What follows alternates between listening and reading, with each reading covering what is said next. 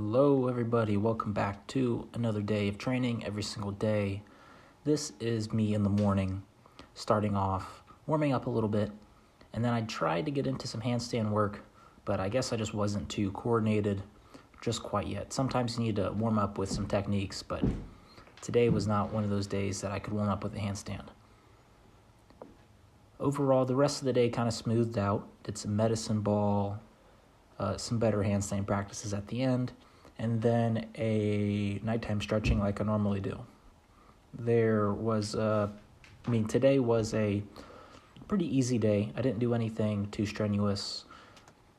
Hopefully I'll be able to have some easier days like today, maybe one more day, and then I'll be able to get back with some more intense days following through. I just wanted to rest a little bit of the body so I can continue to have some really good days of training. Using the medicine ball both to train some of the lower legs and build some shoulder integrity. This helps keep my shoulders strong so I don't get injured doing some of the movements like falling out of the handstands at the beginning. Using the medicine ball also helps me develop some lower leg stability. It's a little bit difficult to train some of the legs for hypertrophy when you don't have access to too many weights or machines. All I really have is the weights, but I really do feel a good amount of stimulus throughout the legs doing this. If I were to do this about every day, I think I could get a pretty good amount of leg training, so I might try to do a lot more medicine ball work just to try to build up the legs, some of the integrity in there, and balance. Very good. Overall, today was a good day of training, a bit easy. I did a lot of medicine ball on 2 legs and 1 leg, trying to really develop some of the suppleness in the body so that I can kind of be loose but still be strong and capable. The 1 leg balance is one of my favorite ones. Today I chose to do some bicep curls with the 1 leg just so I can, train the bicep, because the bicep often doesn't get taken through this full range of motion. I mainly use it with the context of straight arms, like handstands and planches like that. I do some pull-ups, but I feel like some direct work can never hurt. As they say, curls for the girls. So if you're enjoying any of this video or getting any inspiration to move and improve, make sure to leave a like, comment, and subscribe. I did on the toes of 1 foot just to make it a little bit more challenging to balance. And I was able to fatigue the biceps before I lost balance. So that was pretty good. Most of the problem that people will give or critique to these kind of very, maybe you'd consider this like functional training, where it's very overly complicated, a lot of technique and balance, is that you can't actually reach any sort of muscular progression. But for me, doing the bicep, I was able to properly stimulate and reach like a level of failure at the biceps. So that's fine, and that's good.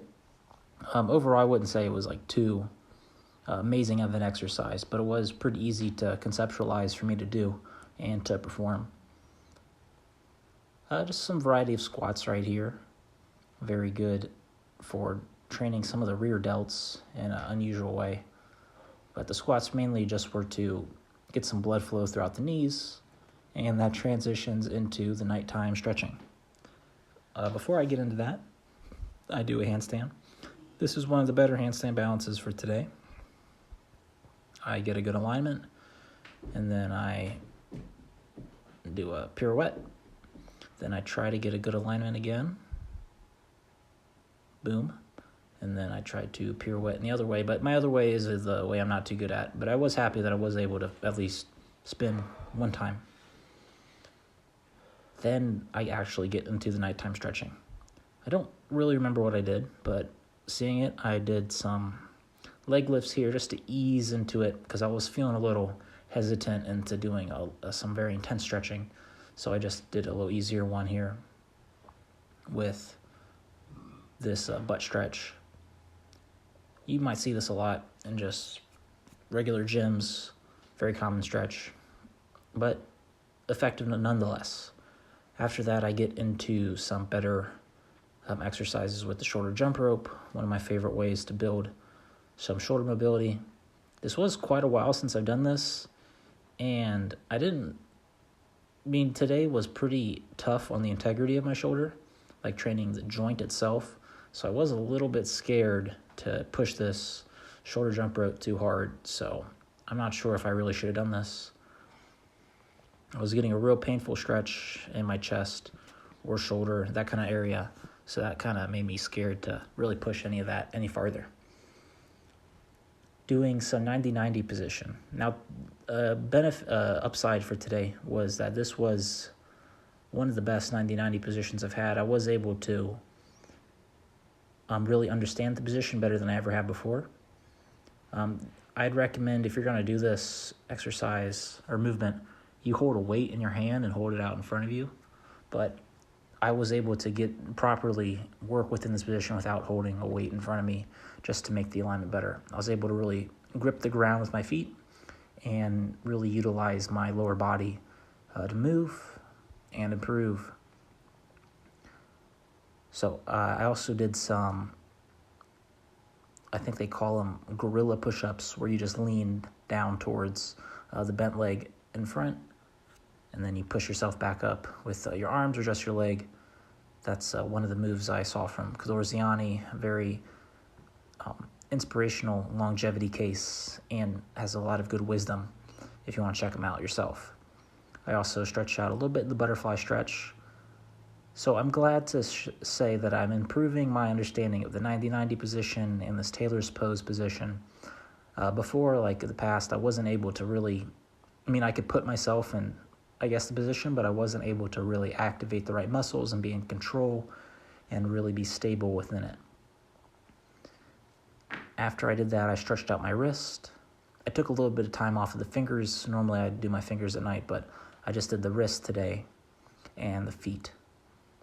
So after, my fingers really cramped up during this one. My wrists are pretty strong, so I'm not sure how much more wrist preparation I need to do, because I do a lot of planche work and power movements. So I think after a point, you don't really need to condition your wrist that much more, and just the movements themselves, keep them conditioned. So anyways, thank you guys for watching. As it says on the screen, I'll have some more videos for you tomorrow. And don't forget, leave a like, comment, subscribe, and that's the best way to support the channel.